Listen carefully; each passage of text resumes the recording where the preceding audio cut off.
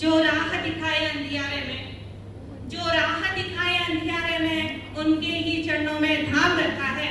अगर ठोकर खाकर भी ना गिरूं, अगर ठोकर खाकर भी ना गिरूं तो समझ लेना मेरे गुरु राम ने थाम रखा है, मेरे गुरु राम ने थाम रखा है।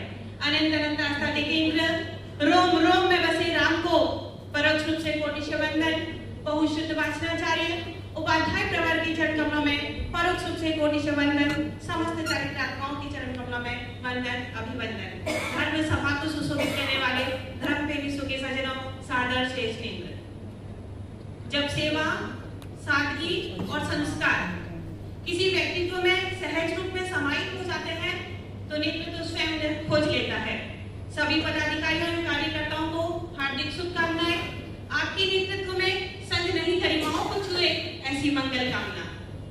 आज इस मंच के माध्यम से दृढ़ विश्वास के साथ कहना चाहूंगी कि जय गुरु नानक, जय गुरु राम, ये कोई साधारण शब्द नहीं। इन शब्दों में इतनी ताकत है कि जिसे मापने का कोई पैरामीटर नहीं है। ये शब्द केवल हमें जोड़ते नहीं बल्कि हमें जगाते हैं अपने समाज के प्रति, अपने कर्तव्यों के प्रति, अपने संघ के प्रति और अपने संगठन के प्रति। साथियों, अंचल स्तर पर इस संगठन के दायित्व का कार्यभार मुझे सौंपा गया। हालांकि पद की कभी कोई चाह नहीं थी, न ही ऐसे महत्वपूर्ण दायित्वों के निर्वहन का कोई अनुभव था और न ही अपने आप को इसके योग्य मानती हूँ। लेकिन संघ का निर्णय सर आंखों पर, इसी बात को ध्यान में रखते हुए मैंने ये दायित्व स्वीकार किया। लेकिन इसे सफलता दिलाएंगे आपका हाथ और आपका साथ, क्योंकि अकेला चना कभी भार फोड़ नहीं सकता।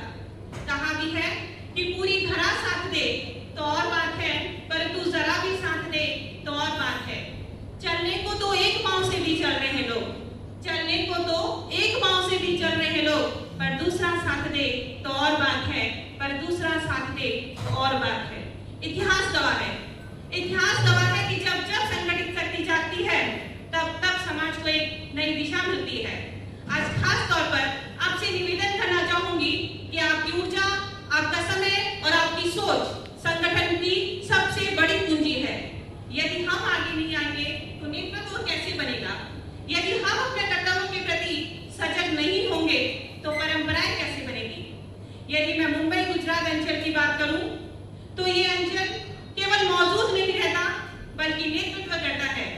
यहाँ के कार्यकर्ता इस बात का इंतजार नहीं करते कि उन्हें बोला जाएगा कि तुम्हें क्या करना है, वो सामने से जाके पूछते हैं कि हमें क्या करना है, और यही सोच संगठन को आगे बढ़ाती है।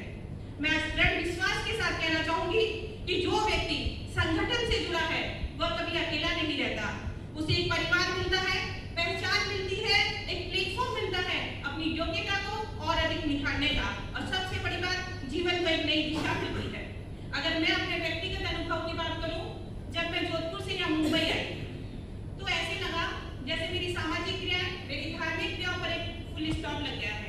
घर पे बात होती थी, किसी ने मुझसे ये नहीं कहा कि कोई जॉब ज्वाइन कर ले, स्टडी को आगे बढ़ा दे। परिवार वालों ने कहा संघ से जुड़ो, संघ की प्रवृत्तियों से जुड़ो, और आज का दिन है संघ से जुड़ी।